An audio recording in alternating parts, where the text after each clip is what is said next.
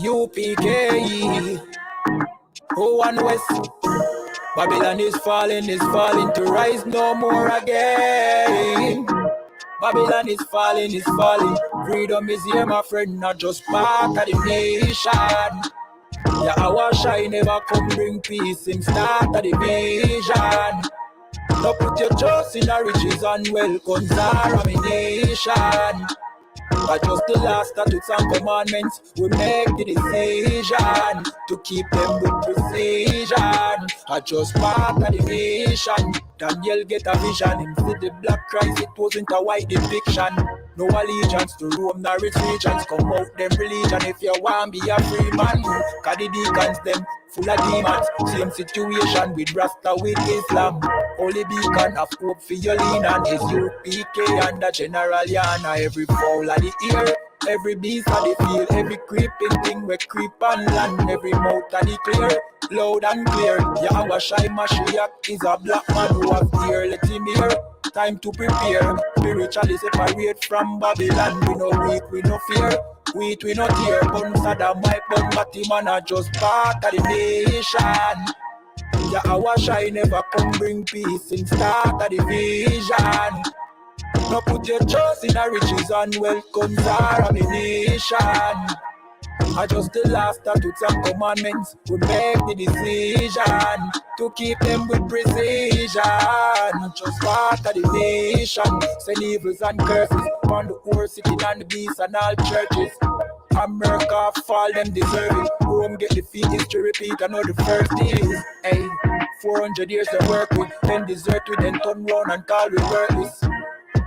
But now the COVID lurking, them hurting, and they need doctors and nurses. Hey, one day table it have to turn after the long journey.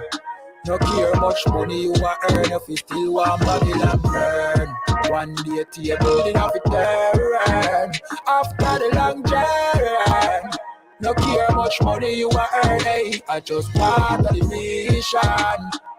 Yeah, our shine never come bring peace in start of the vision. No put your trust in the riches and wealth, guns are ammunition. I just the last statutes and commandments, we make the decision to keep them with precision. I just part of the mission.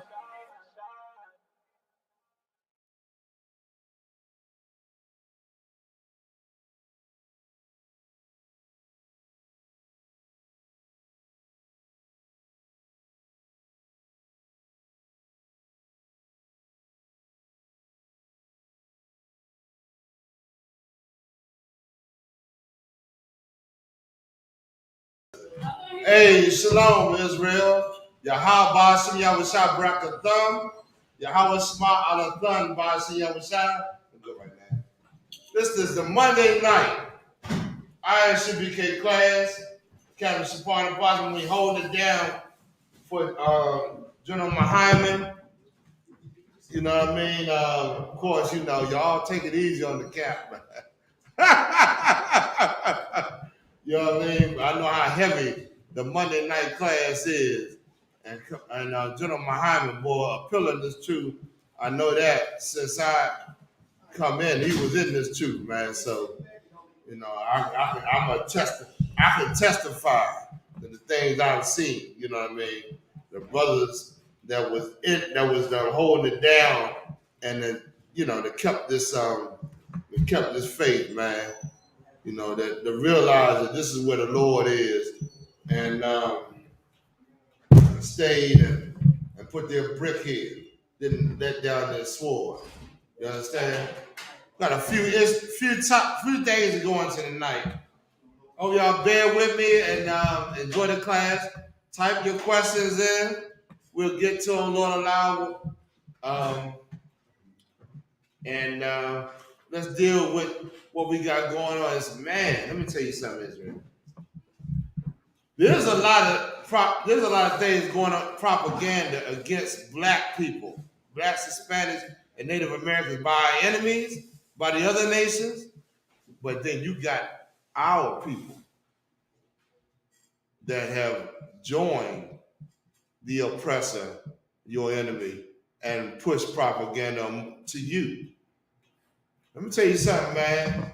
I always said this, and I hope black people understand. Our people understand that those scriptures, them curses in Deuteronomy are real. Right. It's real, man. Give me what a curse where he said the woman should hate the man and the children. That's an actual thing going on right now. Deuteronomy 28th chapter. We're about to show you right here in a minute. Bring something out. And boy, oh boy, I would never think that it would get to this level, but it has gotten there.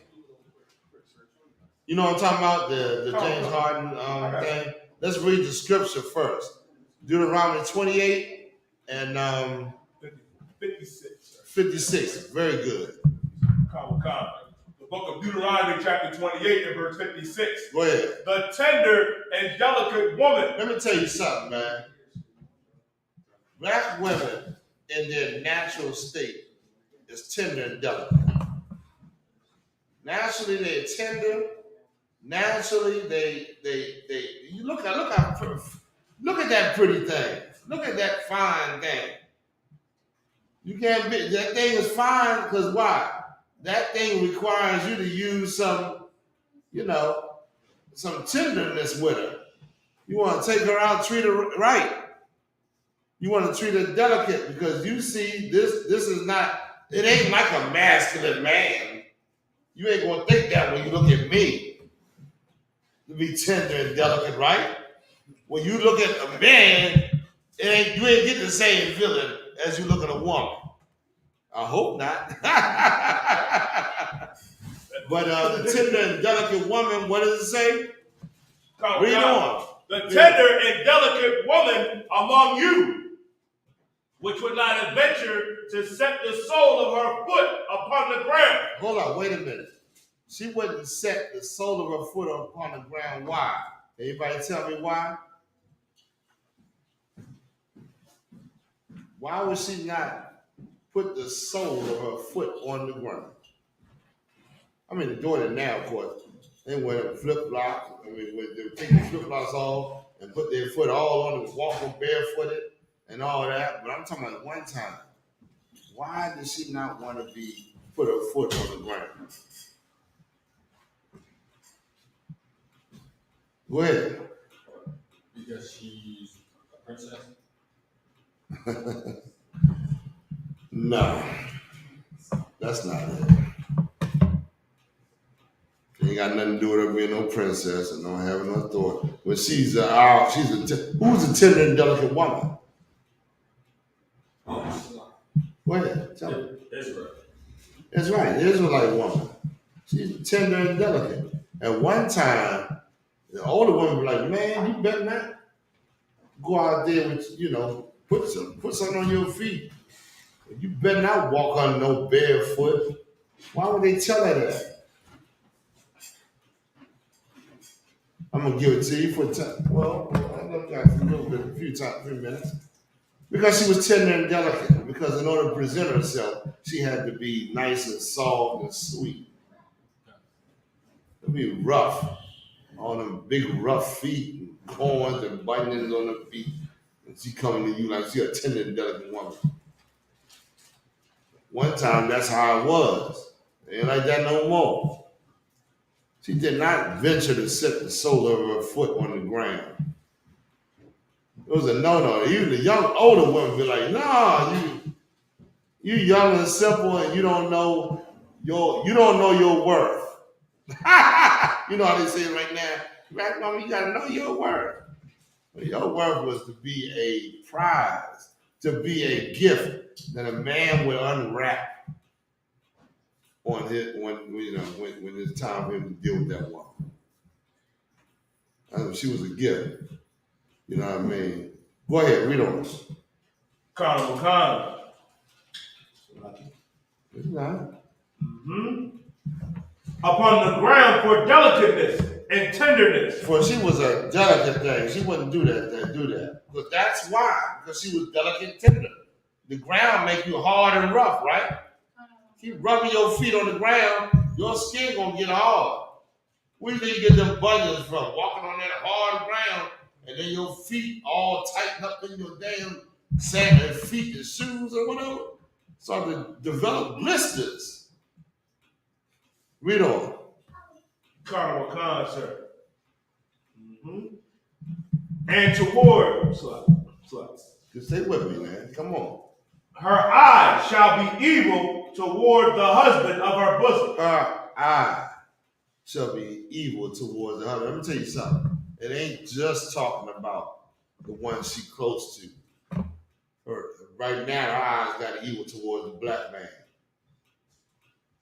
You in the world, you in the world, you walking around, and you a woman. This society is constantly pulling you to join it. In order to join this place, there's one people you got to show you hate. In order to have your allegiance with this place, that's you, black man. You public enemy number one.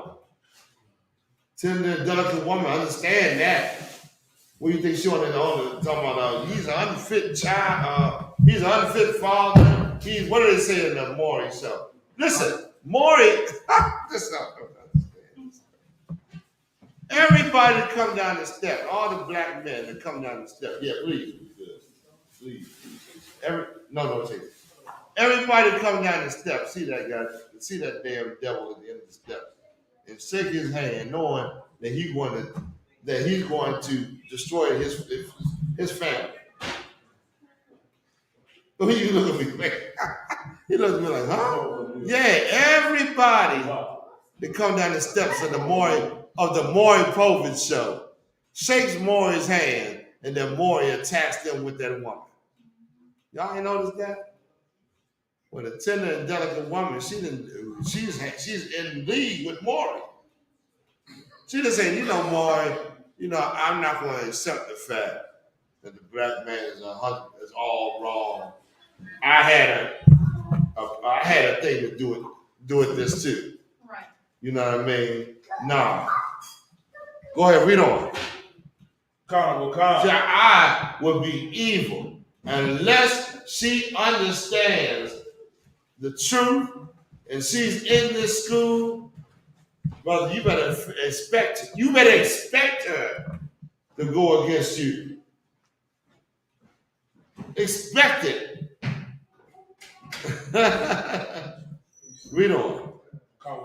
And toward her son and toward her daughter. You better expect it.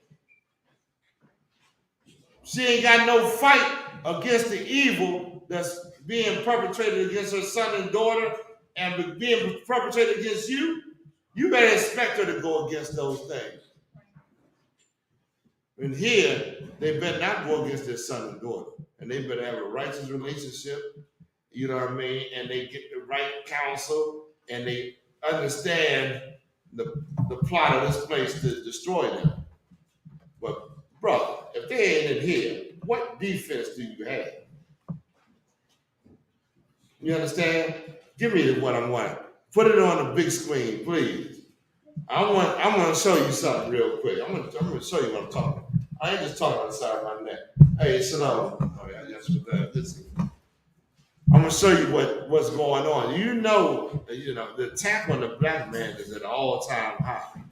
I see all kinds of attacks against you, not from the other nations, but from our own people. And let me tell you something, they get it from joining the other nations. It ain't natural that you attack a man naturally because of the way he naturally is. That's a learned behavior. Right. You got what I'm talking about? Yeah, I got that story. Right. All right. No, I want the video. Yeah, come. Okay. All right. Take your time, man. You understand? While he getting that up, any questions about anything? We're gonna go into a little history too. I want to go into a little history about the Roman Empire. That's always good to bring out. But It's a few things in the news we want to touch upon. And one thing, I'm gonna wait till you bring it up. I'm not gonna tell you. I'm going to it too deep, but uh, okay, I'm gonna go into a little bit of. I'm gonna prep you for this till you get it settled up. The Roman Empire was prophesied in the Bible. Every aspect of the Roman Empire was prophesied in the Bible, with Daniel, with in the Apocrypha, and in Second Ezra, and all over the Bible. It's telling you about the Roman Empire.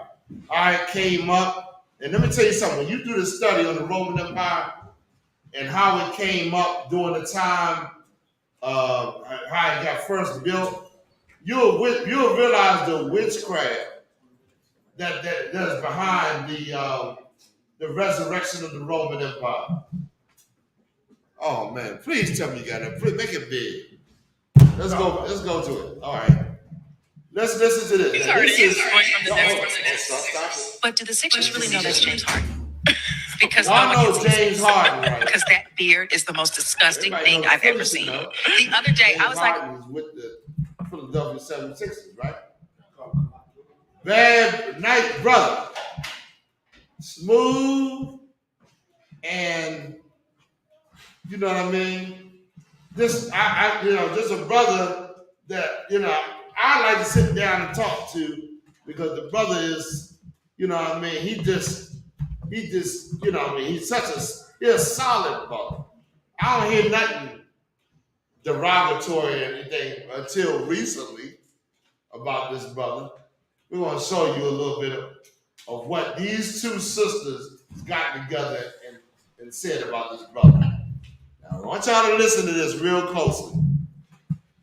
And I want y'all to get the scriptures. Go ahead. Nice and big. Hit the big thing so they can see it on the outside. Well, they don't need to see it, they can hear it. Go ahead. James Harden. Yes, going from the Nets to the Sixers. But do the Sixers really know that's James Harden? Because no one can see his face. Because that beard is the most disgusting thing I've ever seen. The other day, I was like, who is this dude? She said that beard is the most disgusting thing I've ever. Hey, Wanda, what is the topic again? Let's break it down. She said, you don't even know that's James Harden because his goddamn beard is the most disgusting thing she ever seen. These two old black women. These two black women saying that. Go ahead, say it again. Play it again. James Harden. Yes, going from the Nets to the Sixers. But do the Sixers really know that's James Harden? Because no one can see his face. Because that beard is the most disgusting thing I've ever seen. The other day, I was like, who is this dude?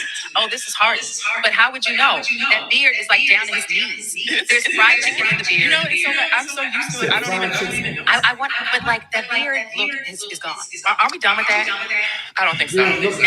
Listen, this is clearly not. Yeah. He clearly loves his beard. He does. I want it to be gone. I just hope it's sanitary. You know, anytime I see them, I automatically know and feel in my gut that there's fried chicken in my beard. Fried chicken, grease, watermelon. I can't take these nigga women. Y'all see now? Y'all always get on me about talking about this nigga woman. Y'all always get on me about talking about it. But yet and still, you hear what they said? There's fried chicken in that bed. What did you say? Well, someone said, please play it again, please. I can't even. Please play it again. Cause they said, oh man, all kind of things about the brother. They talking about the brother, they disgusted with the brother, and I want you to tell me why are they saying things like this about this brother. I want you to tell me. Let's play it again. Come on, sir.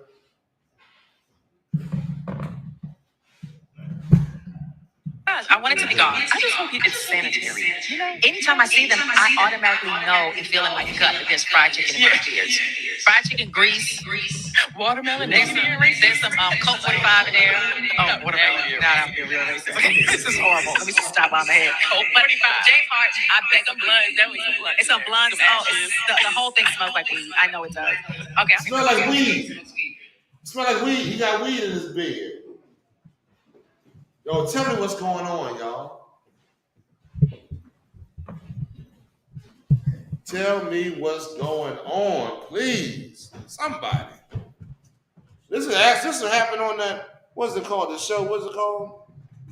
The road something show. This is actual recording of women, of two black women talking about a black man. Please, brother. Give me. What's your name? One more time. Navar. Okay, go ahead. They are taking on the ways of the oppressor and using all the oppressive stereotypes. They hate black men. They were talking about your cornrows and your beard. Oh, he wish he get them old cornrows out of his head. You ain't never heard that before? You're too old for them cornrows. That beard. Don't stand up there. What is the what? Oh, okay. Okay. All right. Why? Let's be spiritual. That's the role. They didn't take it on the role of the oppressor because he's absolutely right. Because why? The oppressor hates your beard. But the oppressor ain't going to come and tell you hate your beard. He going to get your woman to come and say, cut that off. It's just nasty and disgusting. Right. It's something that, it just distracts me.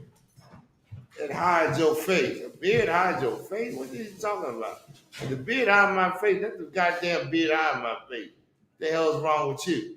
Why are you trying to tell me how to be a man?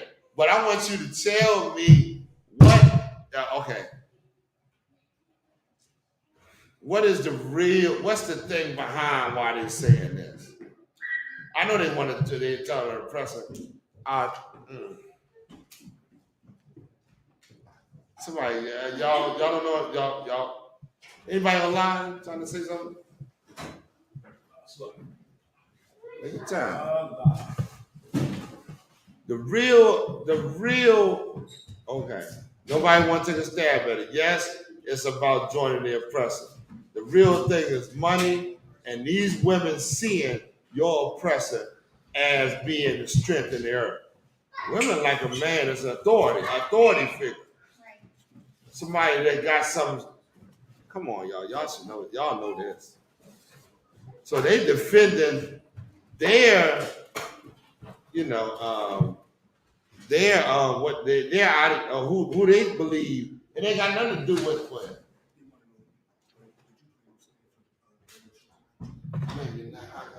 I'm gonna see. I'm gonna check. All right, no sweat. Let me tell you something, man. When Adam, in the garden, when the serpent came to Eve, he was saying, "Listen, I'm gonna make you a figure up in my empire. Just obey the things. Just will do what I want." And then give me the scriptures on it. Give me the scriptures on this beard. The Lord said in the Bible and the scriptures that a man's not supposed to shave his head bald, but his beard bald. Black, Hispanic, and Native American Indian men, if you grow a beard, grow one. Now you ain't got to have a big beard like me or James Harden. It can be cut. You can't cut them. You can't cut the edges of your beard off. You can't shape it up like you a beautician or something. You can cut it down, but you can't cut it. You can't shape that thing up like you're trying to be an Egyptologist or some crap. Trying to look pretty. You got to be, oh, look, that edge is right. Oh, God, I didn't make it. And then you start to look pretty going outside. As soon as that hair grows back, you got to cut it again because, it's out of order. It ain't. You can't do that. You got to grow your beard, man. Represent who you are.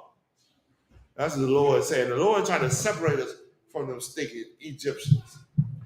Go ahead. Anything else? Anything else on it? I got the scripture, sir. Give it to me. Leviticus chapter 19 and verse 27. Go ahead. Ye shall not round the corners of your head. Listen. The scriptures say not to round the corners of your head. What does that mean? Not to make the corners round? Is that what it's saying? No, it's saying You're not supposed to design a shape in your head that's outside of your natural hairline.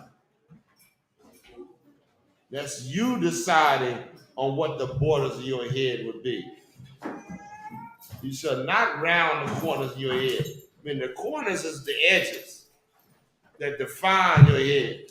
Your hair grow, let that hair grow, man. You want to cut it down, but you cannot round the corners of your head. Read on. Leviticus 19 and 27. Read the second part. In the middle. Neither shalt thou mar the corners of thy beard. Neither shall you mar the corners of your beard. You are not. What's the mar? Salakia.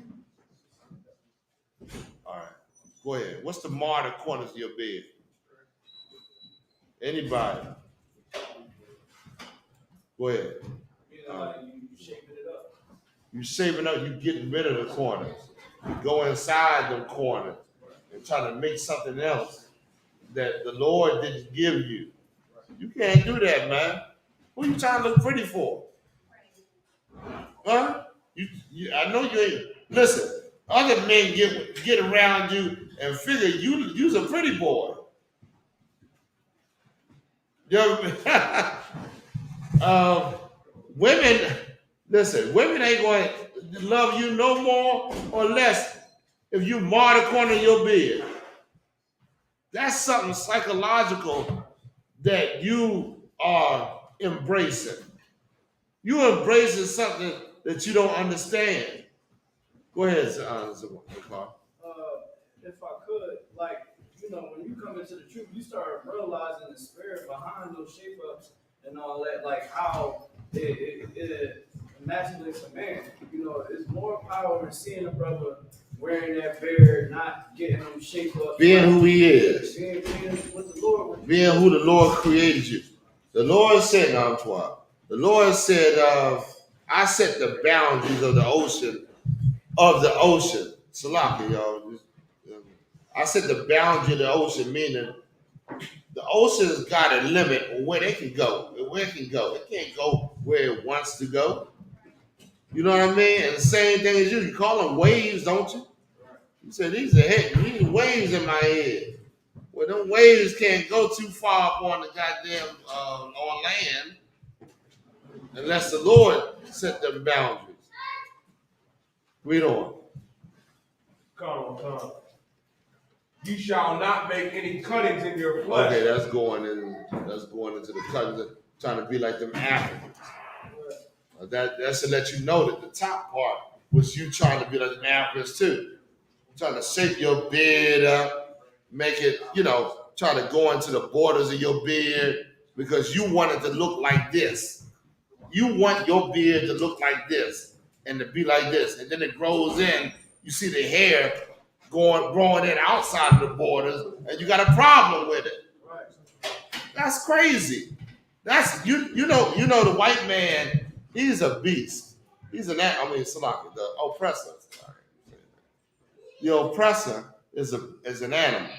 So now he grows hair 3 times. It's 3 o'clock in the afternoon. It'd be a full head of hair on his goddamn back.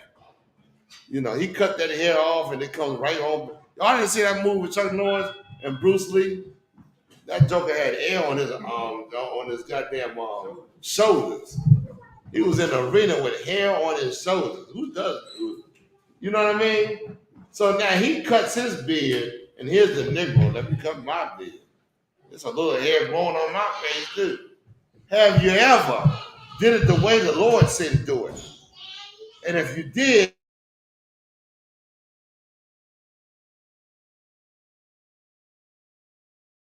I've been following this man, and I never really embraced who I was. I never really understood who I was because I was taught from the time growing up that my hair had to be cut off my face in order to be accepted. Go ahead. That's it on that? Go ahead, Zakar, please. Just one more point. Yeah, just to make one more point, even when you look at the paintings and the artifacts of seeing us back in the day, like even when we was in Egypt, you would see the Egyptians being clean shaved, what I mean, wearing eyeliner. When you seen us, we had beards, That's right. hair and all that, like that's our custom. So definitely, the scriptures definitely tell us, like the scripture says, don't be like the Egyptians. Excellent point you bring it up. Because I was shy had a bed. Right. Well, that fool to say the things she said, and I'm gonna tell you something. That murmuring, that backbite, that talk amongst them is what gets you to go and just destroy yourself by listening to some woman. Right. The hell a woman got the hell of nerve to tell you how to be a man. She can't even raise her goddamn sons. Sons out here going tripping and acting a goddamn fool. She want to tell you how to be a man. Don't talk so loud. Don't have no beard. Shake your head up. She wants you to look just like who? The white man. The white man is who you're going to end up looking like. That's who you're going to end up looking like. Because why? She's joined to him. Any more in that video? That's it on that video? We played the whole video. That brother rocking that beard, man. That brother making a statement out there. I'm embracing myself on who I am. You understand? Go ahead. Go ahead. If I could, like, it's good to do that, but at the same time, you go to work and tell you can't get the job, you doing this. Right. You know what? I'm gonna tell you what else this world does. This world destroys a black man and his family too. You know what I mean? Like, it destroys a black man. Tells you ain't no good without your woman. Then put the woman over top of you.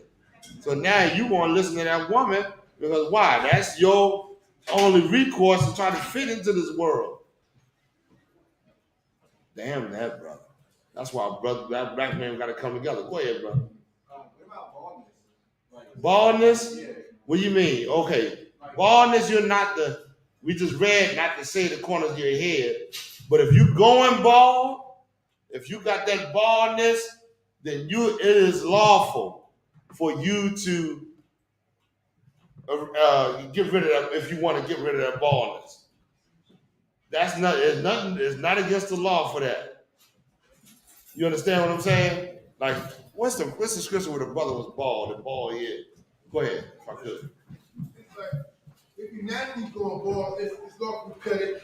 But if you're not going bald and cut it, that's unlawful, right? That's right. Now, where's the brother when he said he was the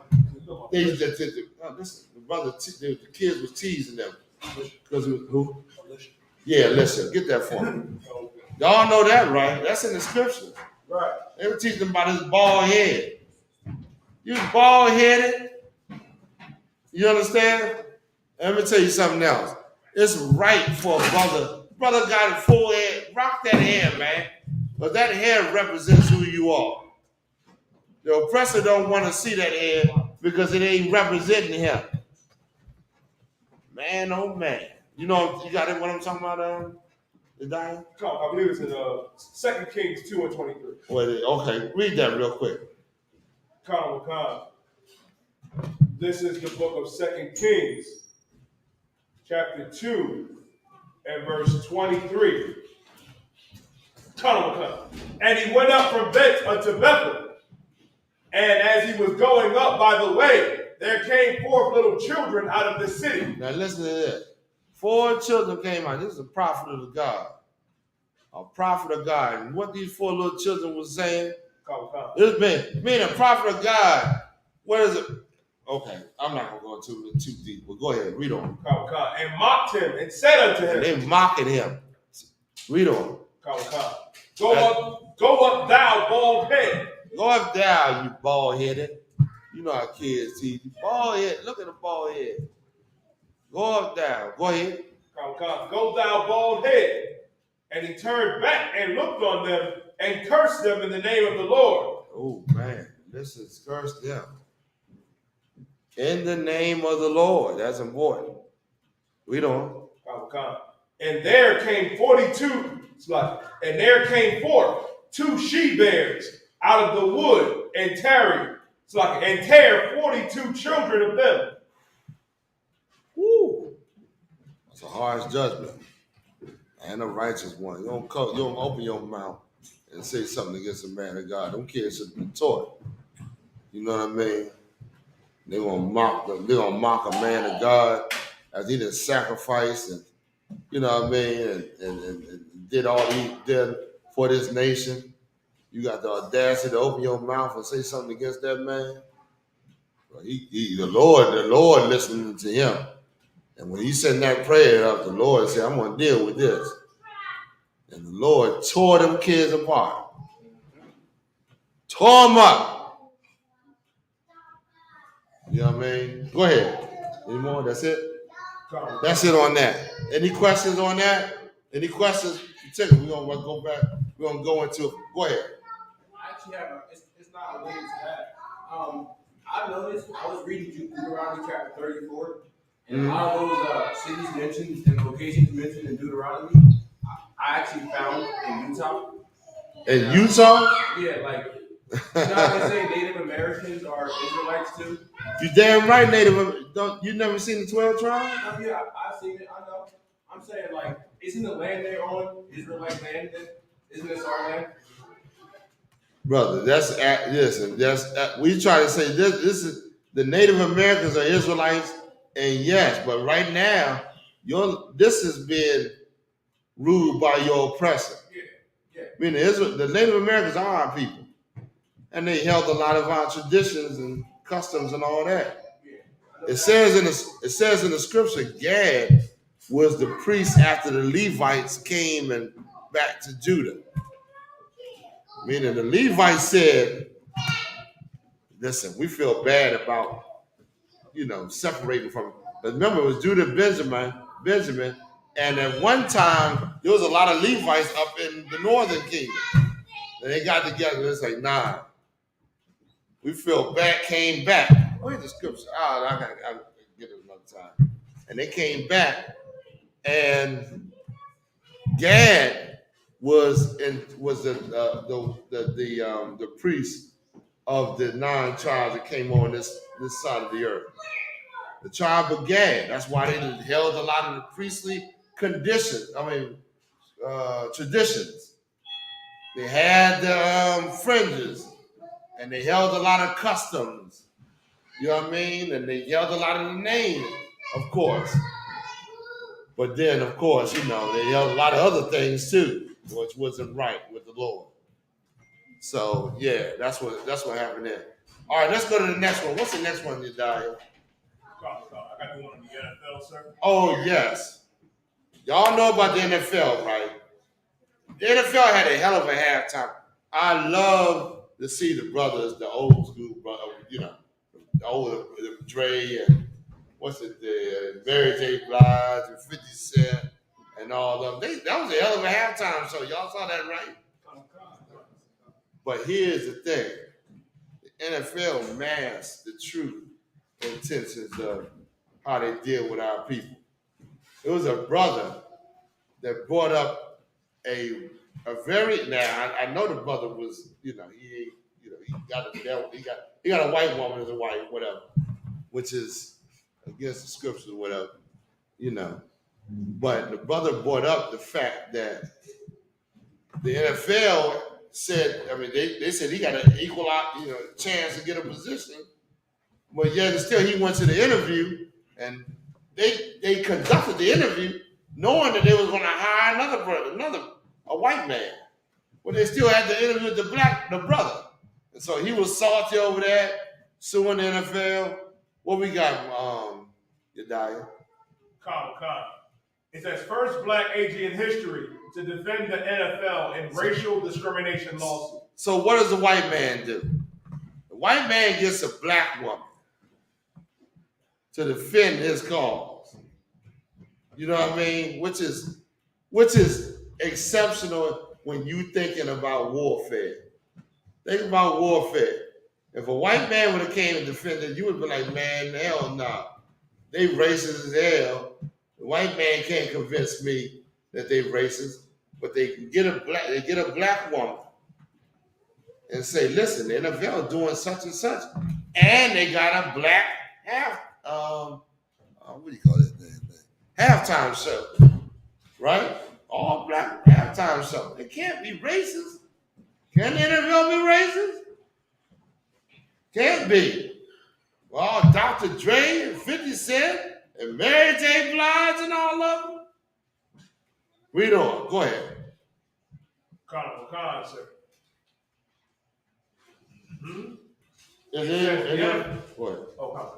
The NFL hired former U.S. Attorney General Loretta Lynch as part of its defense counsel against the class action lawsuit. U.S. Attorney. Y'all get this. Same as the one that been inaugurated in the black woman in there. And the black woman that Biden just put in as the justice. Read on. By former Miami head coach Brian Flores, a spokesman for the league, told CNN on Wednesday. Lynch, who was the first black female attorney general in history, will defend the NFL and the racial discrimination lawsuit. For defending racial discrimination, how many lawsuits come up against the NFL about racial discrimination? Now I'm gonna show you something. And I've been saving this. After this, we're gonna go into history.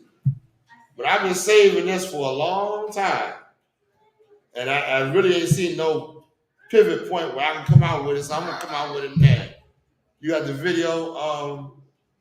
This is what the NFL. Let me tell you something about the NFL. You can't trust the white man. Let me tell you the lottery. The lottery came from black folks. Black folks started the numbers games and all that. But the white man understood he could make money off of that, and he took it on. But of course, when you trust in him, you trusting in somebody that you shouldn't trust yourself into, to be dealing with. Let's get it real quick. Yediah. So now, I'm gonna word this one right. Go ahead. I'm holding up now. Did you get the script? You get it what I sent you? Oh, the videos? Yeah. I'm holding the video up now. Now, if we got any questions, come on and ask them now. We're gonna pull this video up. I've been saving this video, but I gotta let it loose, man. And it don't look like I'm gonna get a chance to do it until the next season. But I want to to show you what type of man. Now, how much was the Super Bowl tickets running for? Anybody here know how much the Super Bowl ticket was going for? Go ahead, Dad. Cheap one was like $5. A cheap Super Bowl ticket was like $5. Or you be all the way up in the cheap seats, where you can barely get a sight on the Super Bowl. How much was you can imagine what the seats that was going for. That was write a song right in the front. Well, let's go ahead. You got it?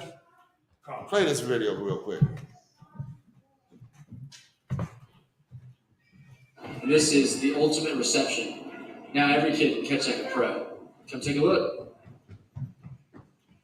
Ultimate Reception is the most innovative youth sports entertainment product in years.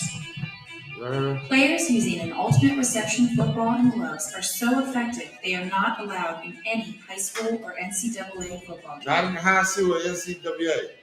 This product is strictly for youth and athletes who want to catch like a pro every time. No, please. Play that.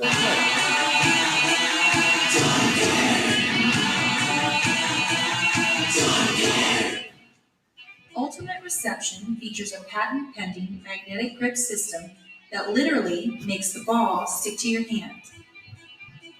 And with the smallest, strongest magnets in the world on your side, it usually only takes one hand.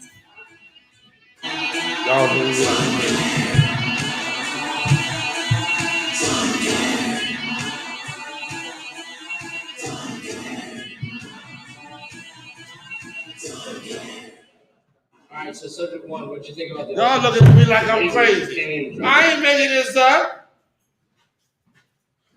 Don't you understand who you dealing with? Yo,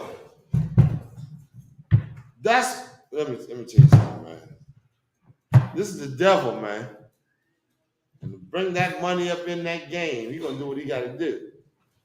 Go ahead, If I could, like, I can only imagine what they have done in the NFL. You know, it ain't nothing to switch out of football. Hey, you know, and, brother, you right on it. you know what I mean? Ain't nothing to switch it out to have your team that you want to win. You put that football that don't got that magnetic thing in there, and it's harder to catch that ball. You put that football in there that got that magnet in there, and listen, this catches that's unbelievable in the NFL. Damn near like you go in. I'm not going to listen. I can show you all kind of videos. I ain't going to do it right now. I'm just edifying you on how they would cheat in the scripts in these games. You see how they wear gloves? They all of them wear gloves, right? Man, let me tell you something. Listen, what's the sister's name? The runner that was talking about the white woman that was allowed to compete when she wasn't. I can't remember her name. The one, the track star. Go ahead, sir. Sha'Carri Richardson. Remember she was talking. She came out just not recently about this white girl that was tested positive for drugs, and she was allowed to compete. They'll do whatever they can to compete.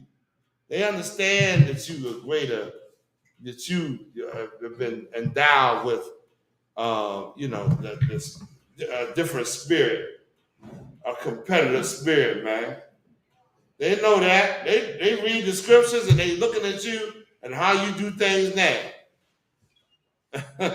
That's why I bring that this other thing we go into on that, but that's how it is. Give me where the wrong. Listen, black people always competed against one another, but we ain't never did it for the heathens, man. We ain't never battled each other to destroy another brother for another nation of people. Give it to me in the Apocrypha. Y'all know the precepts I'm looking for, right? Where the Lord hated us to join these arenas, these the Greeks. It was real big in I think it's the first chapter. You got it? Hold it for a second. It was real big, man, for them to promote them type of games to see what kind of athletic prowess you had. They hear about the rumors. I want to see it. I want to see what you were able to do. You know what I mean? When we was a nation, we would deal with each other. Imagine two black men fighting underneath their own nation. Practicing.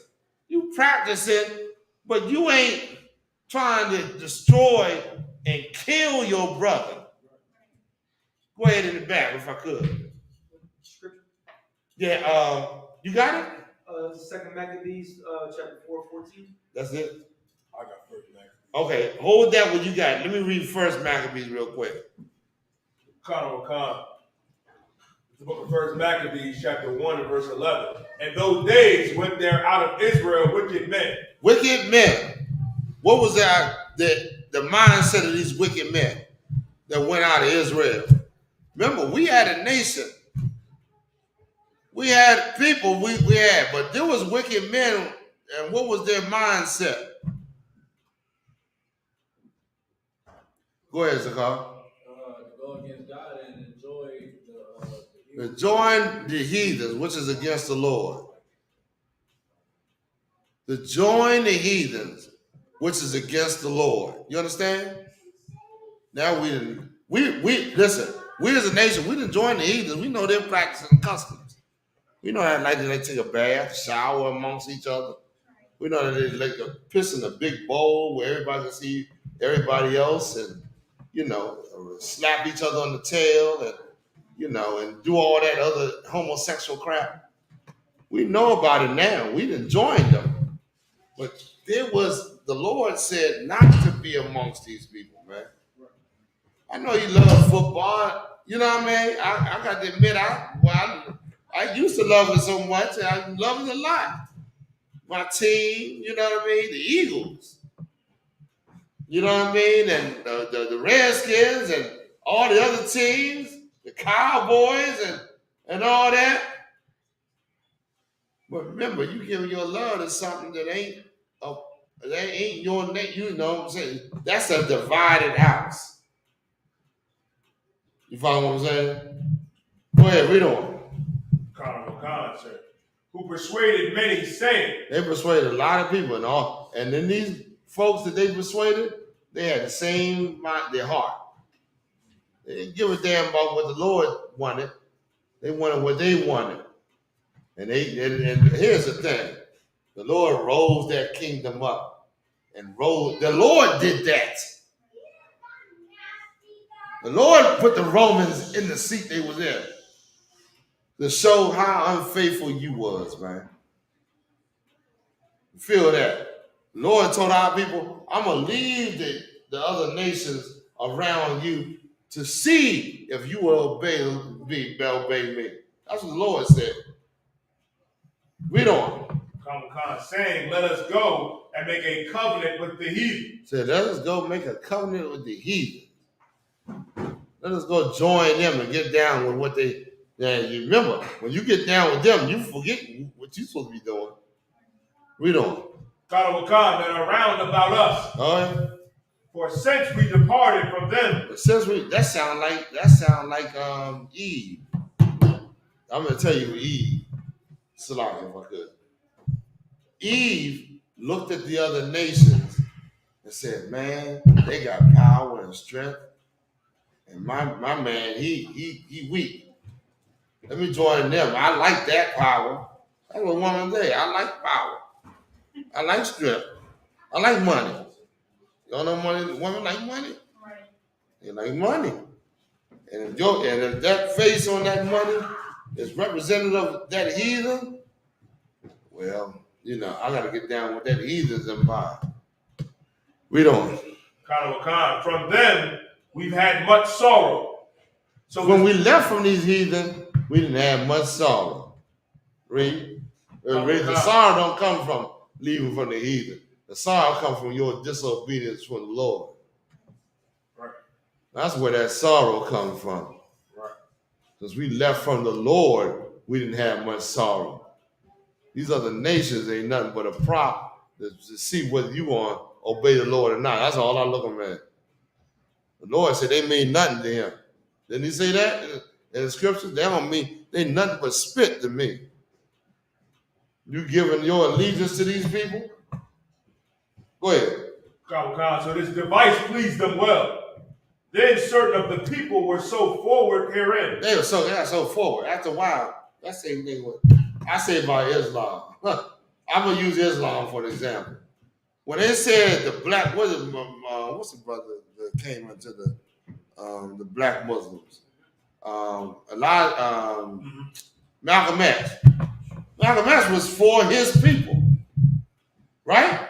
Wouldn't Malcolm X talking about black? I know Islam is all. Don't get me wrong. Islam is worshiping another nation of people. Yeah, we get that. But it started off as black people. We need to come together. Black this, black that. But some of them, when they came to Islam, was so forward. They said, "Forget that black man. Let me go see what the Arabs got in store for them." They got the same thing. They joined that other nations, and they got so confederate with joining them that they started to say, let me see. I'm not going to stop here. Let me see what else these other nations got for me. We don't. Then certain of the people were so forward therein that they went to the king, who gave them license to do after the ordinances of the heathen. Oh, man. He gave them permission. You got permission now, black man, to go and do the things that these leaders and these forward people wanted. Boy, that's heavy right there, boy. Man, we're going to go into something. We're going to go into tonight. We're going to go into tonight a little history I want to go into the burning of, matter of fact, did I send that to you? The burning of Rome and how what's his name? Hold on, let me see if I can send this to you. Go ahead. So, you speaking on 70 AD? No, before that, when what's the guy's name that was ruler during the time of Nero? Yeah, somebody find me where Nero orchestrated the burning of Rome. I can find it real quick in here. Let me tell you something. That was a plot to come at you. Let me just see if I can find. I'm going to a little of this history real quick. Go ahead, you got it? Want me to read that verse? Yeah, please read the verse. Verse 14. Whereupon they built a place of exercise at Jerusalem. Huh? You read it? First Maccabees chapter 1 and verse 14. Whereupon they built a place of exercise at Jerusalem. They built a place of exercise at Jerusalem. Why did they do that? What was the understanding of the heathens that came into our land? It was a carnal one. The scriptures talk about it. Go ahead, brother. If you got it, I'm gonna be impressed. Ain't that like selfishness? It's selfishness. It's exactly selfishness. But what is the understanding of these heathens? You got these. Brother said it right. You got to exercise yourself. You got to be. And let me tell you something. The scriptures say, "Exercise profit little." It's good. I mean, I'm in shape, and you in shape, and feel good, whatever. But your spirit, the spiritual things, is more important, man. Man, exercise all day long and die the day he get health. He try to, you know what I mean? You don't know how your life gonna go. You build up the spiritual aspect of your life. You build up the thing, do the things the Lord told you to do. Go ahead, Zakar. If I could, right, sir? Come on. 1 second. So if I could, like, think about David and Goliath. Goliath was a big dude, taking down a lot of our armies. Mm-hmm. And when David got on the scene, the Lord was with David because his spirit was right with the Lord. That's a good point. What you're saying is real right. Meaning, it's you can be the fittest guy in the world and don't have no knowledge of the Lord and be a punk. The white man put his society over you, over the fit ones. They didn't deliver you. It was because of what the Lord wanted. It was because spiritually, you know what I mean, we was going against the Lord. I don't know if I could. I'll get this up. Let me go. Okay. Any other questions? Go ahead. If I could, I think in the Bible it say that skillful in play was like you knew how to fight, but like you got to be meaning this. It's good for you to practice. You practice yourself and being to defend yourself. The boxing, to go out there and MMA. Listen. I ain't got nothing against you showing that you a man that's in tune with what's going on, and you go and defend. You take practice whatever it is and defend yourself. Hebrew Academy. Hebrew Academy. You ain't in it, you're supposed to be in it. Them brothers will give you the spirit of warfare in you. And I'm going to teach you to defend yourself and back it up with the knowledge you're supposed to have from the scriptures, right? That's a big thing you graduate that Hebrew Academy. I know.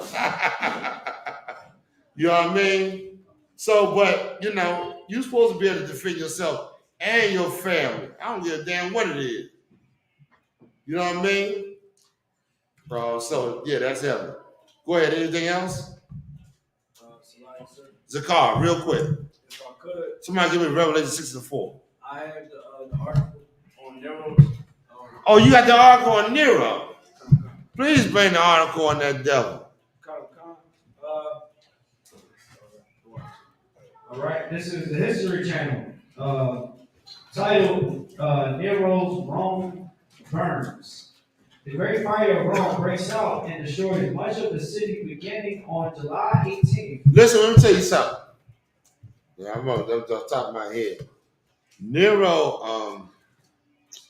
oh man, Nero, they needed a cause to attack you. You the people that they claim that they said set them fires.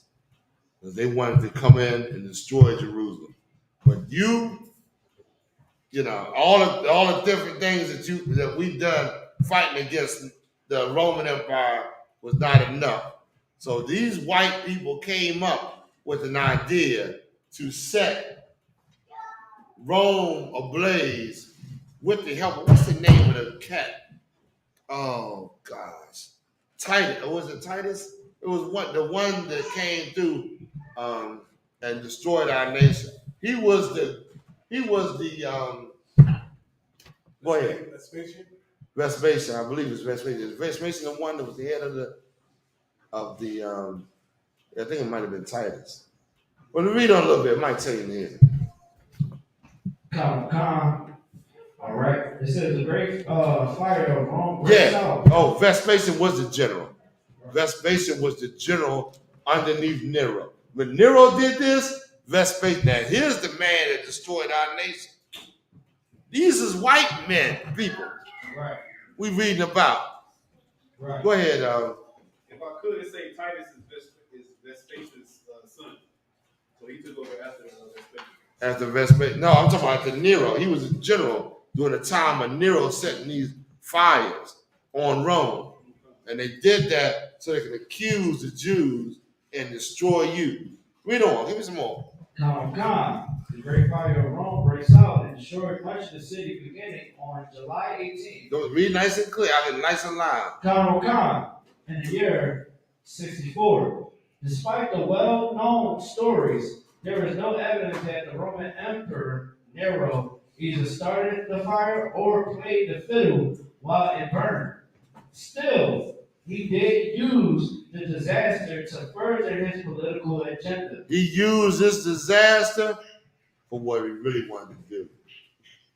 He used that fire to say, listen, the Jews are starting to make war with us. Let's go and conquer them. And why is that important to understand? That's important to understand the mindset of this oppressor.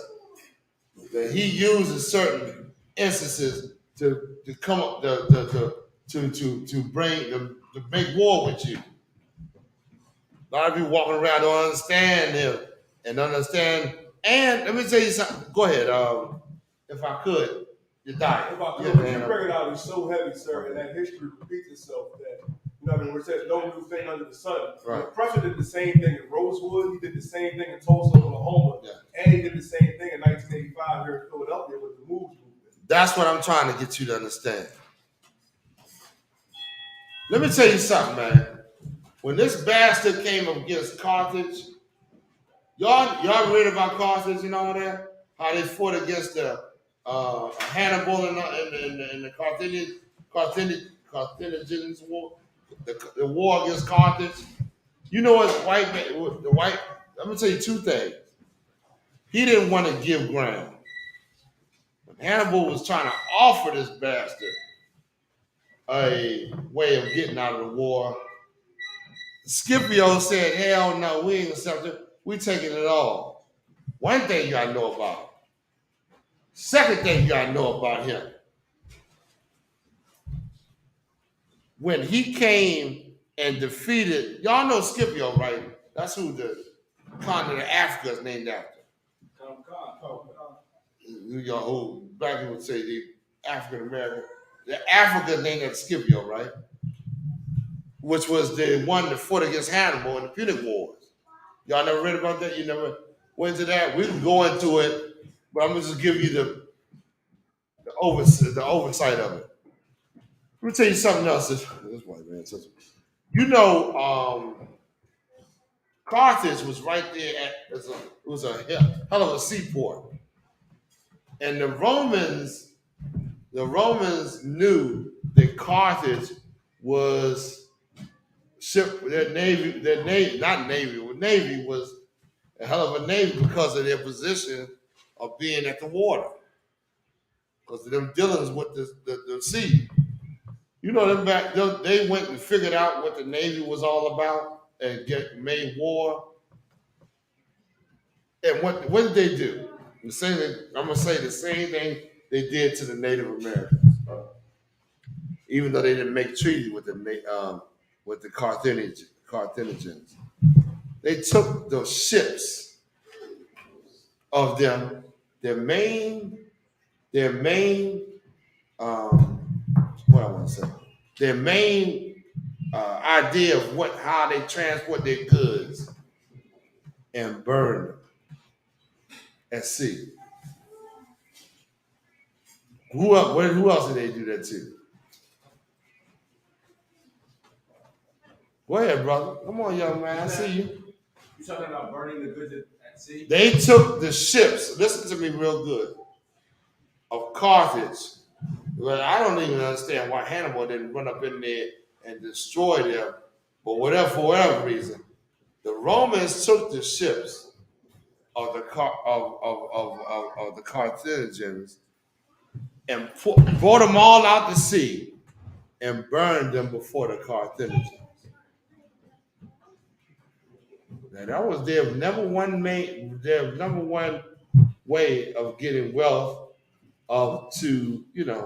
to sustain themselves. Once they saw that, you living on a seaport. You expecting the goods to come in from them ships. Them ships gone. What you want? What am I saying? They're starving them out. Say again? You raise your hand, though. You raise your hand. You could. Wouldn't that be a trade embargo? What do you mean trade? What do you mean by that? Like we cut off foods and goods in your country on war tax. That's right. That's exactly what they do. You did just the Roman Empire right here. Right. You got to hold on 1 second, brother. Let us breathe a minute between the questions. Them Romans did that because why? They did that to us.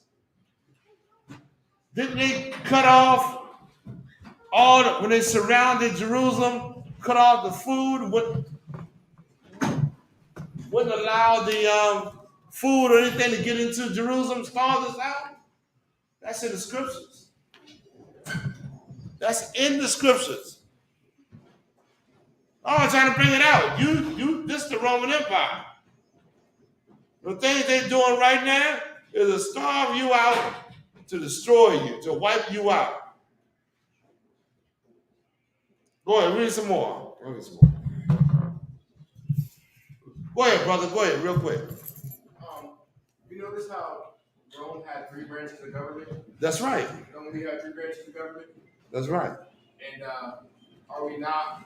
Rome also used an eagle with a star above its head to exalt itself. And I read a verse, I forget which verse this comes from, but it talks about how Esau would exalt himself as an eagle and place his nest above the stars. That's right. What do you see on the back of the dollar bill? Let me tell you something, brother. What you're saying is absolutely heavy.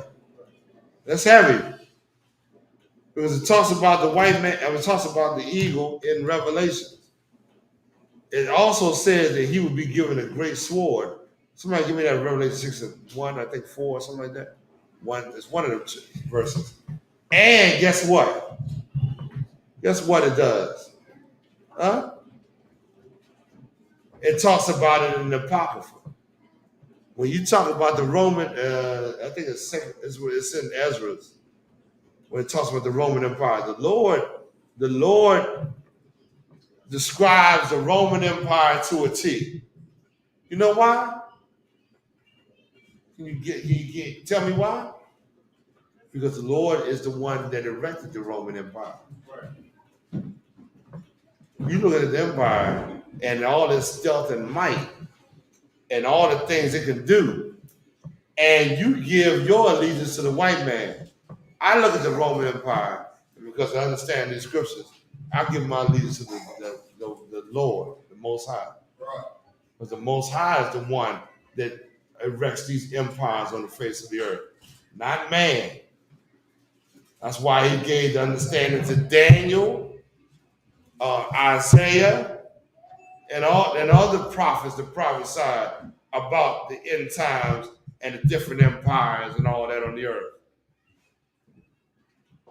He knew about it before. Where we at? Anybody? Who got what we was at? Salaki. I called him something. I remember. Y'all stay with me if I could. Go ahead if you could. Salaki, did you call for Revelation 6 and 4? 6 and is it 3? Is it 4? What's 4 say? I see the great sword at the bottom, but I think it's talking about the name. Go up. We'll go one verse about the top of it. Who carries the great sword? Come. The horse. 1. Start at 1. The book of Revelation, chapter 6 and verse 1. And I saw when the Lamb opened one of the seals, and I heard as it were the noise of thunder. Listen, this is a hell of a prophecy. Trying to get your attention. Thunder. Boom. Something's going to shake you. Y'all know how it is when y'all in the house and you hear that thunder and lightning. Boom. Oh, boy, that was close. Well, this thing was close. He said, I'm hearing it. And although you may not hear it, it shook me the hell up. Read on. One of the 4 beasts saying, Come and see. And I saw, and behold, a white horse. And he that sat on him had a bow, and a crown was given unto him. And he went forth conquering and to conquer. That's what he was doing. He went forth to conquer nations. Who was he talking about right here? You want me to get some more? Is that the end of it? Can you read on? And when he had opened the second seal... No, that's it on that. Who was that talking about? He was given a great sword to conquer and conquer. Go ahead, brother. That's Esau's blessing. Boy, this brother, is it not even in school? He's answering like that? That's talking about the white man. White man, when the angel opened the seal, you want to see this horse, and this person was given a sword. I mean, a sword or a bow to go out and go and conquer. And that bow was to go conquer. Go ahead, It's a sword in that verse. I mean, it's a bow in that verse up there, and in verse 4 it says, "Given a great sword." Well, sword, bow, both used in warfare. You know what I'm saying? Where we at? Give me some more. Is that it? Go read on. And when he had opened the second seal, I heard the second beast say, Come and see. And there went out another horse that was red, and the power was given to him that sat thereon to take peace from the earth. That's all something else. Y'all give me the 12th chapter. I want to stem this beast. I mean this horse that was the rider was given the bow to go and conquer. Revelation 12 tells you about the conquering of this beast. Go ahead, you got it? Zakar, you got it? All right. Y'all know what I'm talking about? Any questions? Going into a little history. We're gonna talk about we're gonna look at this Roman Empire. A lot of y'all are afraid to look at the white man. Y'all look down, because you know where that comes from? Don't look at me. That comes from don't look at me. You need to take a good close look at this white man. Right. And see who the hell he is. What when you look at him, you're going to understand his background, who he is, what he come to do, and and be able to confront some of the feelings you got about God loves everybody and all the other crap you believe. Go ahead if you could. So if I could, when they talk about the horses, what is that talking about? The horses is different spirits that the Lord is sending out on this earth. You understand? You got to remember the Lord is in charge of what happens on this earth.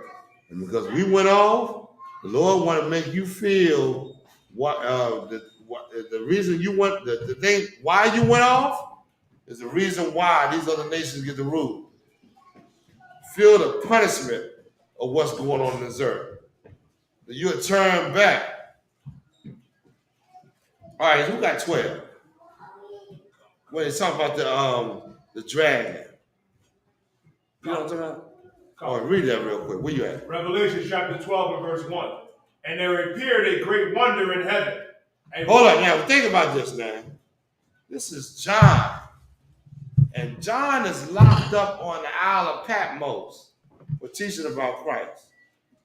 And the Lord is giving them these different visions. And he's saying right here, my goodness, there's something appearing in heaven. And read on. A woman clothed with the sun. Hold up. This woman is clothed with the sun. Now he's seeing it in different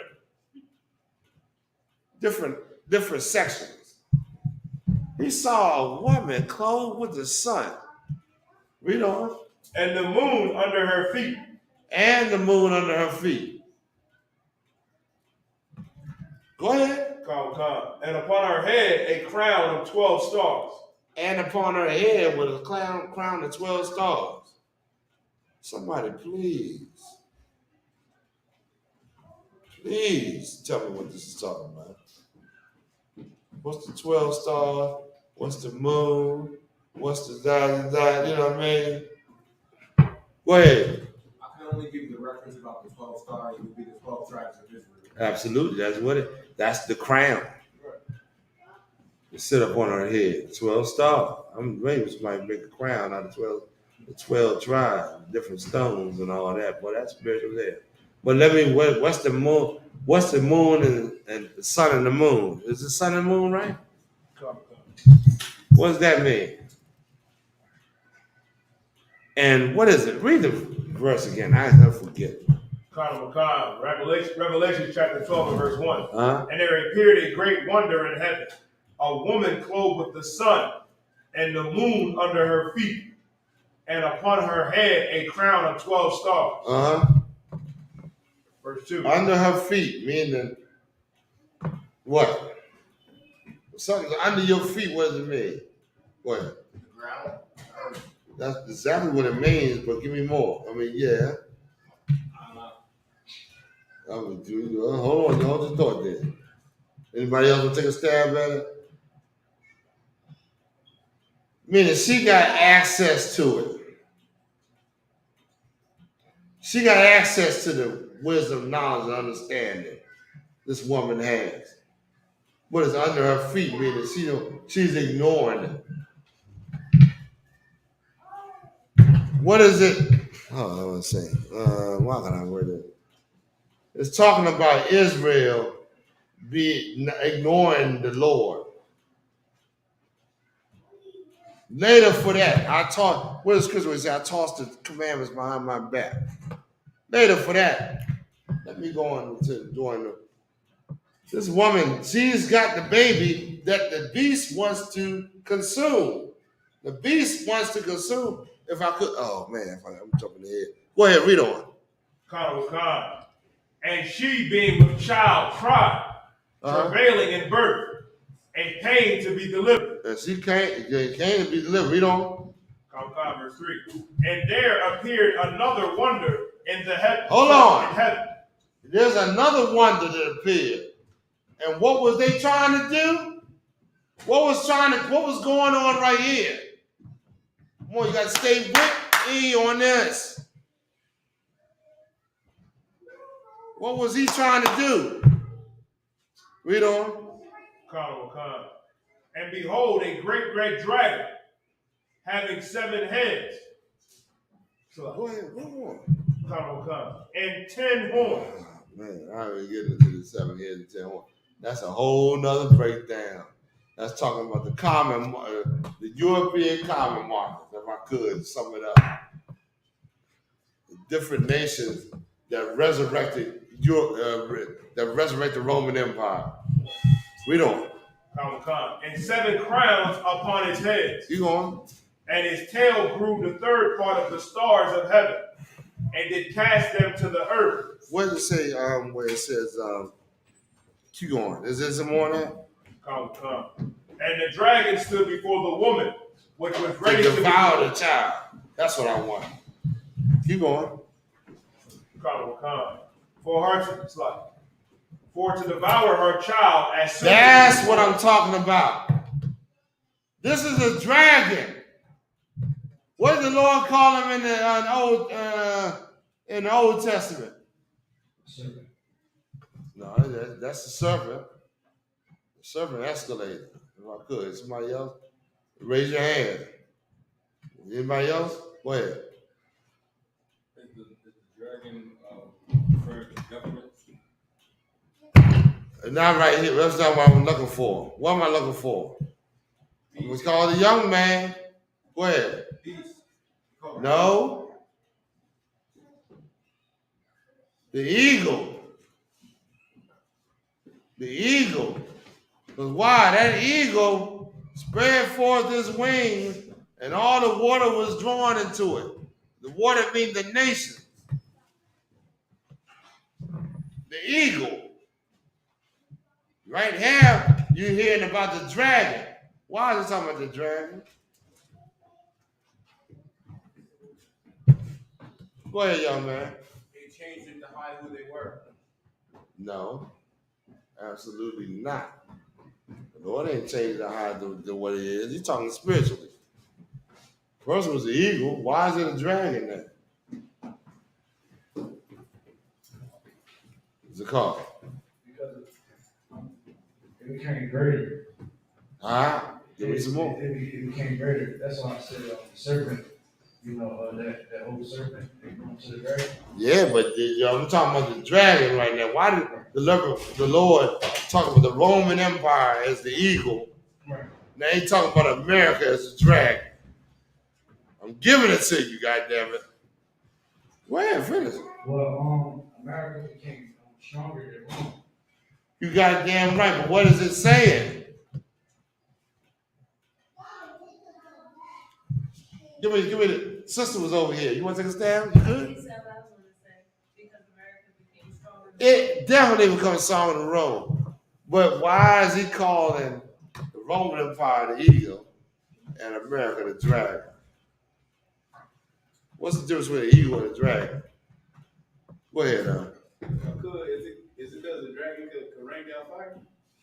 So come on, man. You telling me the part of it, but tell me more.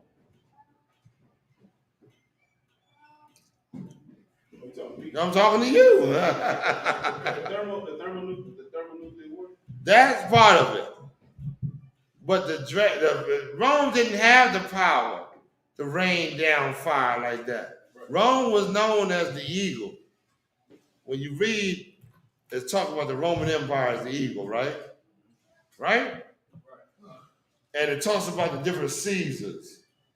When you read an Apocrypha, listen, the Apocrypha in Ezra, he names all the different empires of the different leaders of Rome. He goes into the background and everything. I mean, I should just go into it and just show you that Ezra was deep into it. And then you got another empire that's named the Dragon. They'll come after Rome, which is the horn. If you look at Daniel, the 7th chapter, the horn that sprang up was talking about America. You understand? Go ahead, Zagar. Salaki, sir. I got the list of 7 heads of the 10 horns. If you want to give it, you can go ahead and give it in. Give it the 7 heads real quick. Con. The 7 heads would be England, Spain. Spain. Portugal. Germany. Russia. France. And Italy. Those are your 7 heads. That's exactly right. That's it. All white. Right. All white. They all come from the prophecy of the 7 heads. Was it, I think, Daniel? Was it Daniel? Daniel prophesied about the 7 heads. The 10 horns, remember the 10 toes? Huh? You got the 10 horns? Please bring the 10 horns. But let me just say this real quick. Who had their hand up? Somebody had it. Go ahead, real quick. The dragon is more diverse. The dragon is the America. It became more like The America has gotten the power of the Roman Empire. America is mirrored after Rome. With your voting, with your augurations, with all that all comes from Rome. You understand? With the people, all the people there's a lot of Roman in history we can bring out right now, but it's a lot to go into as far as that. You know what I mean? You got to do some studying on that Roman Empire. That Roman Empire was the white man is very proud of the Roman Empire because that's the empire that subdued the whole. Y'all look up. We'll look up where it says Pax. Follow me, Pax Romana. Pax, Pax Romana. Please find it. There was a time in the Roman Empire where Rome had so much property and wealth that it was quiet. There was nobody coming against the Roman Empire. It was quiet. You just knew you was a part of Rome, and that was that. Until Christ, and this is the time when Christ was speaking. He started his street speaking. He went out and prophesied against the Roman Empire. But you got to remember, them jokers was vast. I don't know if I'm saying it right. You follow what I'm saying? You got what I'm saying? Read it for me. Pax Romana, a state of comparative tranquility throughout the Mediterranean world from the reign of Augustus. Augustus was one of the Caesars during the Roman Empire. Did you get August from? When he reigned, brother, he reigned for, I don't know how many years. How many years Augustus reigned? He reigned over 40 years. And he reigned more than any other Caesar's reign. He brought peace amongst that village during that minute. Remember, before the Roman Empire came, there was them fighting amongst different nations. Think about it. Before they came and settled it was fighting amongst each other. With no peace there. He came, the Romans came, they brought peace underneath their empire. You follow what I'm saying? We don't. From the reign of Augustus to the reign of Marcus Aurelius. Ooh, go ahead. That's it? Give me, all right, so where we at? So, they call that, if I could, the 5 Caesars. I think it's the 5 Caesars. The reign during that time. This is very important. Give me Luke 3:1. This is very important because the Roman Empire is what you're going to find out what was happening during the time that Yahushua reigned the earth. During the time when Yahushua was born, what was going on? During the time of John the Baptist. During the time of the different things that was going on to our people at that time. How we was dealing with our situation. It's very important for you to understand the scriptures, man. You got to understand this history because it is monument. It's paramount. Go ahead, where we at? Come on, y'all. Give me a reader. Give me a reader. The book of Luke, chapter 3, verse 1. Go ahead. Now in the 15th year of the reign of Tiberius Caesar. Who's Tiberius? Tiberius was a Roman, was one of the heads during the Roman Empire. He was a Caesar. Y'all get the SARS in Russia. Y'all know about the SARS in Russia? That's where they get their name from.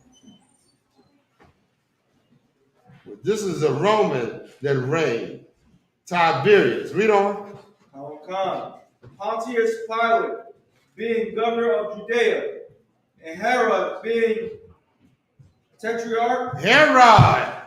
Y'all gotta stay with me there. Give me a little bit one. Herod was a white man. His father was from Idumea. What was his father's name? What was Herod's father's name? Somebody look that up.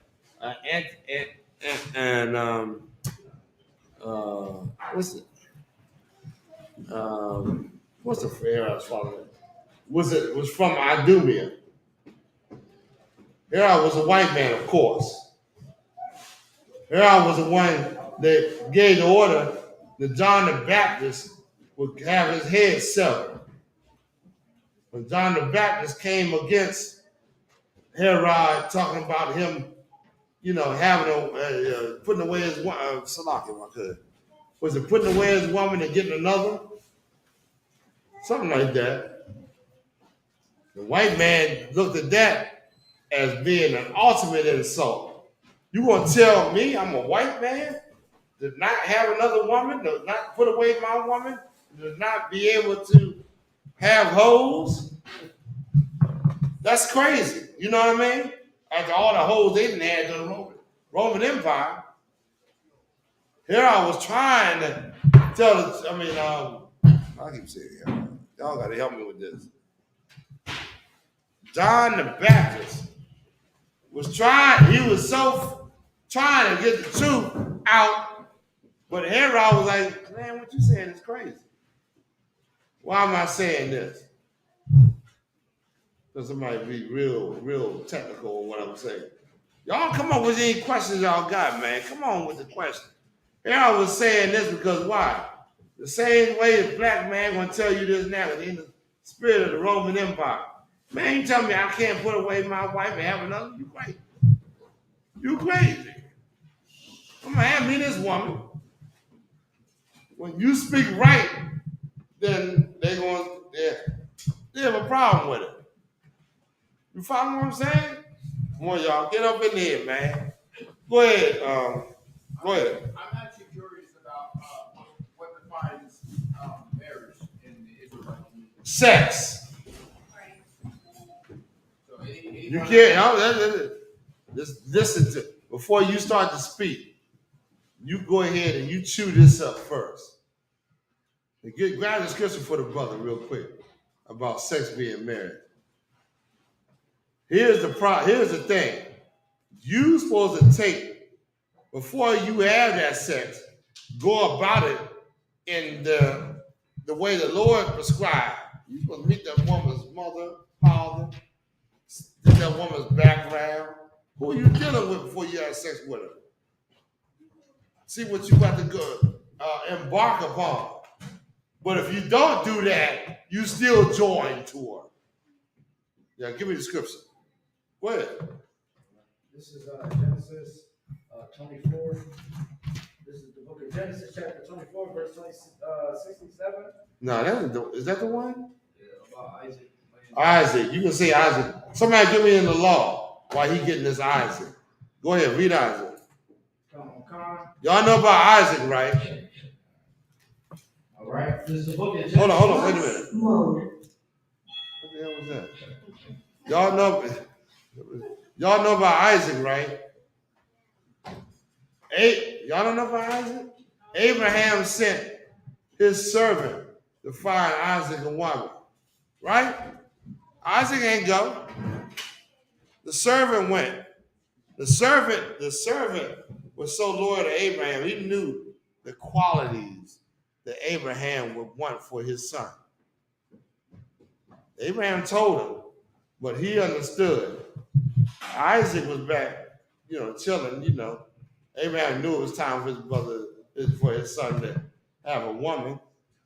He went amongst his own people. He didn't go amongst the Africans. Where he was from, found Rebecca. Is that it? Right? I said Rebecca. Yeah. Found Rebecca. Brought Rebecca, and, of course, gave her a test. That's important. It's important for you brothers and sisters. Brothers. Give her a test. What is going on? Oh, I know you know, you that kind, you this way, whatever. Oh, okay. And then the servant brought Isaac. The servant brought the woman back to Isaac. Anybody find what I'm looking for? The other one in Leviticus 20. Where you talking about marriage?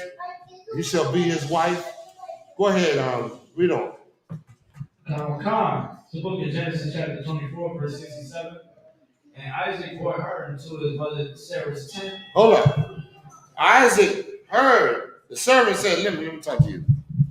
God, the woman here. This is what went down. Blah, blah, blah, blah, blah, blah, blah. He said, huh? He said, yeah, that's nice. He liked it. He took that woman. He had to hear no more. Because why? The report was given by a man that had authority. Wasn't given by just any old person, somebody you bump into. Man with authority gave him the right. He took that woman into his mother's tent. Why? Because Abraham, go ahead. Somebody want to say something? Why did he take her to his mother's tent? What was Abraham and Isaac, Rebecca, Abraham and what was Abraham's real name? Sarah. Sarah had died. Isaac was going through it. Y'all didn't read the story? Sarah, y'all read the story now. God dang. His mother had died. He feeling some type of way. You comfort that woman, but yeah, you need a comfort too sometimes. He took that woman in that tent, and with no more to be said. Right. Go ahead, read on. And brought her into his mother Sarah's tent. Right, nice and loud. And Isaac brought her into his mother's tent. So like his mother Sarah's tent. And took Rebecca. And she became his wife. He didn't have to know.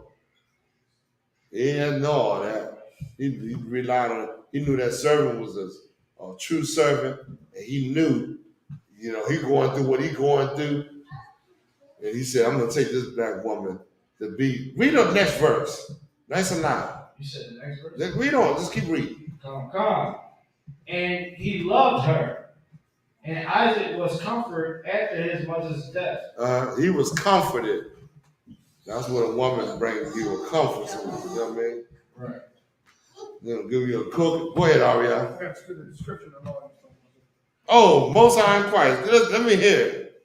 Exodus 22, verse 16.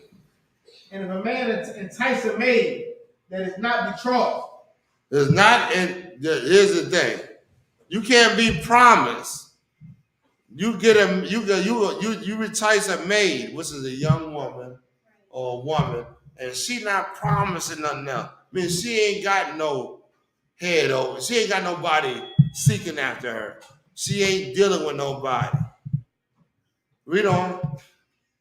And lie with her. And you go and have sex with her. You take it on that level. Read on. He shall surely endow her to be his wife. Ain't no question about that. You done something. It didn't say nothing there about this. The preacher in the bedroom with you, did it? It didn't say about bringing him in the tent and have him, do his witchcraft, whatever. It didn't say that. It said if you entice a maid, talk to her real good, when she's accepting. She's accepting for you to do what you want to do. She's all with it. And then you go forth and you proceed with that act. Well, brother, you have to take responsibility with what you done. What you want me to do? You want me to tell you free from that marriage? Right. Huh? You want me to tell you ain't breaking it, you didn't do nothing to be responsible for your actions? Nah, that's what they will tell you today. Well, get you another woman. You ain't got to worry about that. I ain't telling you that. Because these women need help. They need help with what they're dealing with. And it comes from men just dealing with what they want to do with her and then leaving her. These are, by the time she comes to me, because she hates me. She gets me at the bottom. She's a goddamn monster. I'm gonna blaze the goddamn black skin off her tail. Okay, what else we got? All right, so now we went to a little bit. Where did we stop off at? I'm kind of. Anybody got any questions while we going through what we going through and all? We're trying to bring out a little history. You know what I mean? Show you that a little bit about the Roman Empire. Y'all get me. Y'all know about the Flavian dynasty. Flavian dynasty. Give me that. Look that up. And show me what the word Flavian means. This is something to lay on you. Y'all know them Flavian dynasty? It was the nucleus of the Roman, was the white man empire. I want y'all to see what it means, though. What you got? Check. Go ahead. What time?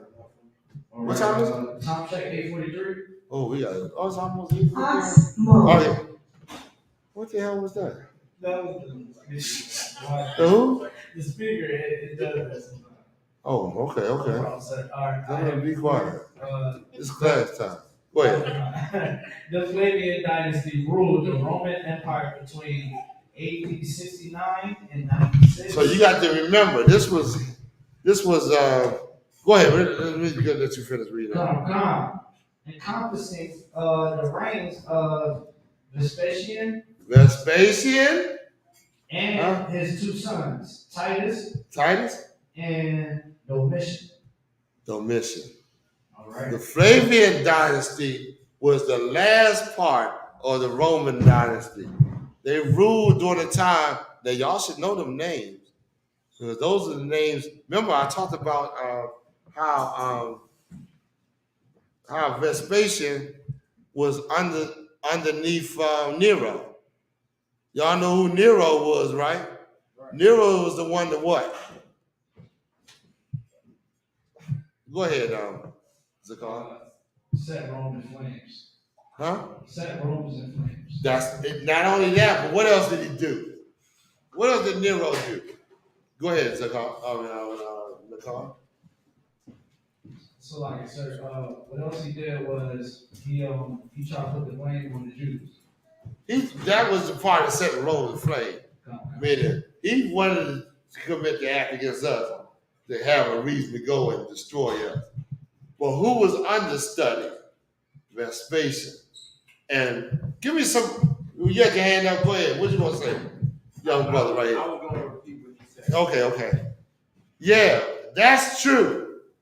But Vespasian, remember, Vespasian and Titus came through and destroyed the Jewish state with great slaughter.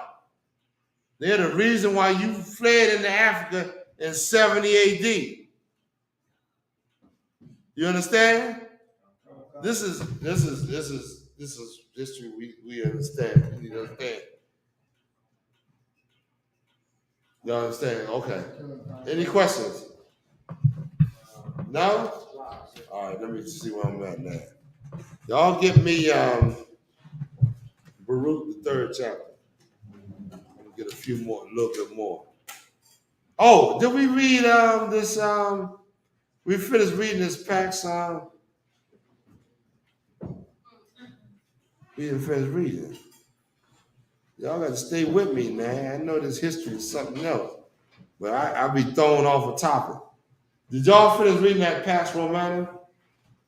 When the Romans, the quiet period during the time of the Romans ruled, it was a period of quietness. I mean, when nobody's saying nothing, nobody trying to come up against the Roman Empire. This was the rulership. You understand? And I'm going to tell you something else. This is when Christ came out. And it's really heavy when you look at the history of this, because why? when the UPK came out, when no black, it was quiet. 69. When nobody trying to come up against the white man's empire, Christian church was in full effect.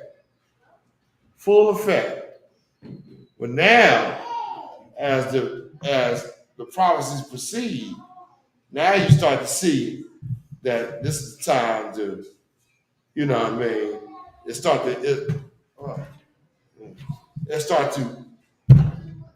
to come upon you in a way you want to start to realize, man, wait a minute. What they prophesied and what I'm going through seem to be, you know, in the same caliber. So now you start to wake up and realize, but there was a time when you was going about your life, and this was life for you, with no reason to mess your life in the way that you ran underneath another man's empire up. With no need for you to go through that, because why? You was all right. That's heavy. When you if you think about that, that's heavy. How people settled underneath another empire while we're in captivity and we're enslaved. These people ruling over us. You know what I mean? Somebody had a question? Somebody was good? All right, let's go on. Let's read some more. Any more? You asked for Baruch, the 3rd chapter. I think it's Baruch, the 3rd chapter. Let me hear what that says. Khan, this is the book of Baruch, chapter 3. Go down to verse 20. Khan. The book of Baruch, chapter 3, verse 20. Young men have seen light and dwelt upon the earth, but the way of knowledge have they not known. They know the way of knowledge. That's a whole different thing. You dwelling on the earth, and you dwelling the way that the oppressor wants you to dwell. The man is projecting your lifestyle on the screen. The man is putting out there. You don't know the way of wisdom or knowledge. You better accept that. Go ahead, bro. Sloppy, sir. Time check 850. 850 already. Go ahead. Khan. Verse 21. Nor understood the paths thereof, nor laid hold of it. They didn't understand the path. I think you in the school accidentally. You ain't in this school accidentally. The Lord is calling you to get your head right and to seek out your past. That's right. Not another nation.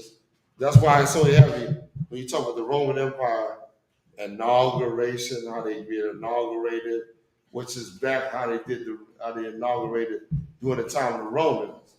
They selected their king or who they wanted to rule over them. It ain't got nothing to do. When you go into the history and you see how the voting and all that, you'll see that that's just a maze.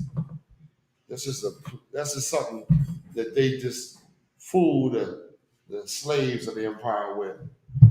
The plebeians of the empire with. Your voting is you selected who you would want to rule over you, and it got nothing to do with who they select to rule over you. Meaning the popular vote. You know what I'm saying? When the scriptures say what? That you're supposed to have your own king, which is absolutely right. The hell you voting for some old popular vote, white man for when you got a nation that's living underneath these people? Go ahead. Who got their hand up? Go ahead, Zakar. Please. Go ahead. This is Nakar, sir. Nakar, I say Nakar. Listen, sir. I have John, the 15th chapter, and the 16th verse. All right.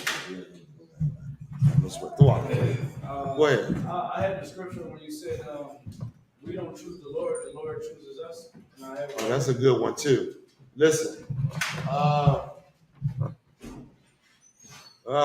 Read. What else is scripture you got?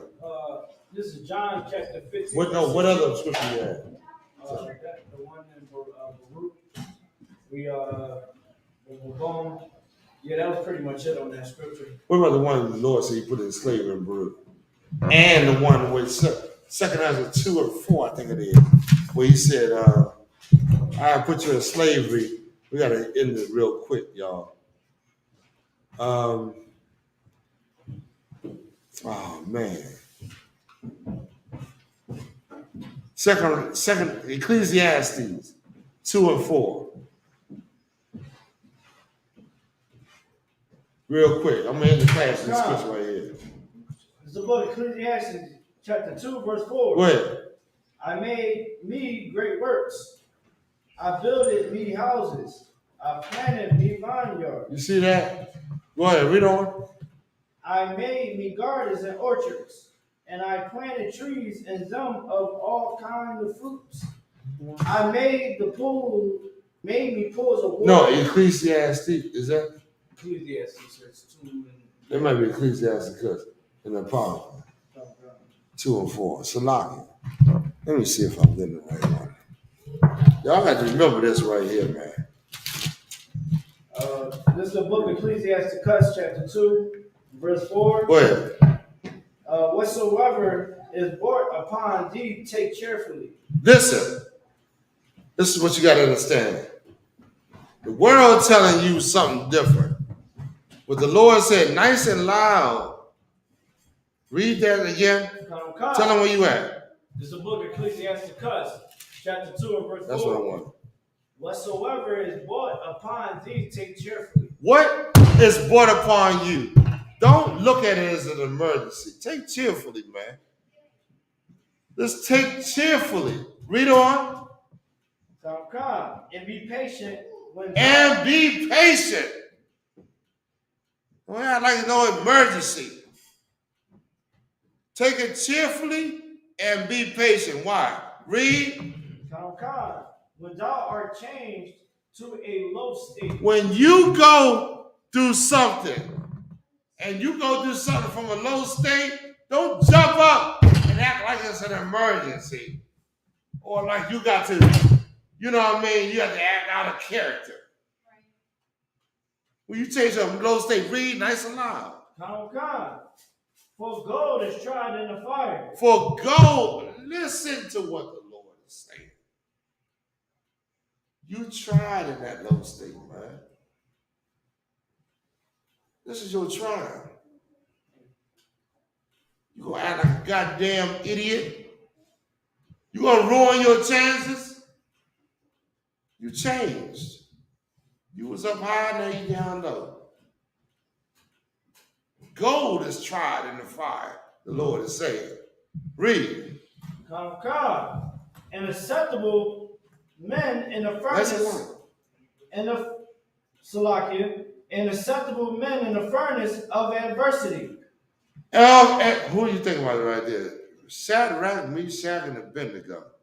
And acceptable men are tried in the furnace of adversity. You get rid of your goddamn what you want. That's going to separate the men from the boys. This time, it's right now. We in the fire of adversity. What you gonna do? You holler and scream and yell and run out and join the white man? You want to do that? Right. Huh? I understand why a woman do it, but why the hell does a man do it? We'll die if we have to. The hell with this goddamn garbage. Acceptable men is tried in the furnace. Read on. What's it called? God. The book of Ecclesiastes, chapter 2 and verse 7. Ye that fear the Lord, wait for his mercy. Ye that fear the Lord, you wait for the Lord. It ain't done in your time, man. Who do you think you are? We're the ones that betrayed the Lord. I ain't got nothing to do. That's how I'm ending on right there. Any more on that? I think that might be it. You wait for the Lord, man. You know what I mean? People that don't wait for the Lord, they end up doing something they ain't supposed to be doing. They end up going out in the world and destroying themselves. With that being said, my class will pass over to police officers and come. Go ahead. You got something? No, I got it. Huh? I was letting you know. Okay, go ahead. Yeah, most high quiet. Thank it up. All right. That's it. Precinct Captain. Another hand.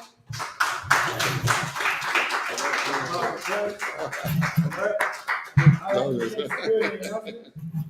We are the Isupk started out at 1 West 125th Street, Harlem, New York, under Commander Junior Hanna.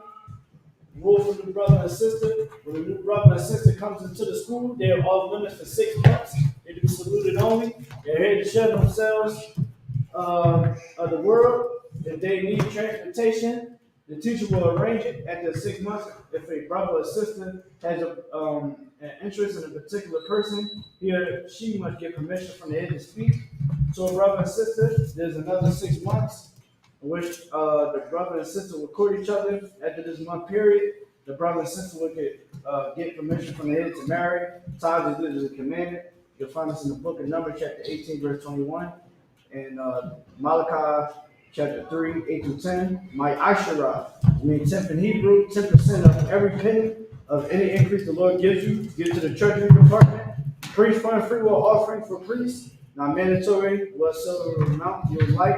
Upcoming holy convocation would be the Passover. All right, so that'll be April 15th, going on a Friday of this year.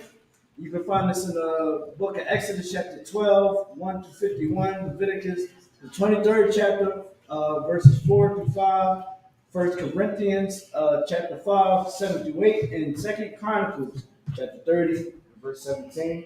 All right, I'll argue on my wife, and make sure you check the bulletin board in the hallway of the school. If anybody wants to become a trooper in the school, start wearing all black group shirt, hidden in the start that are modern just men. All right. Men of Israel, we're going to give one quick courtesy salute. Men of Israel, Madam Shabbat, and Madam Barak.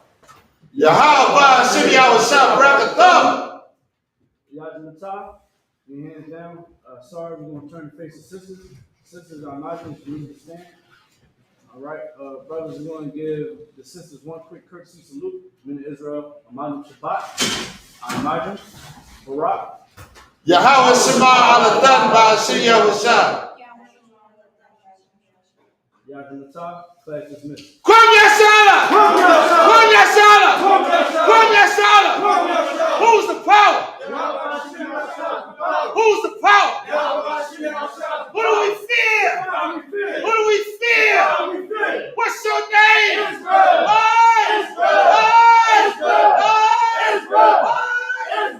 Right at the top! Sorry, what class is this?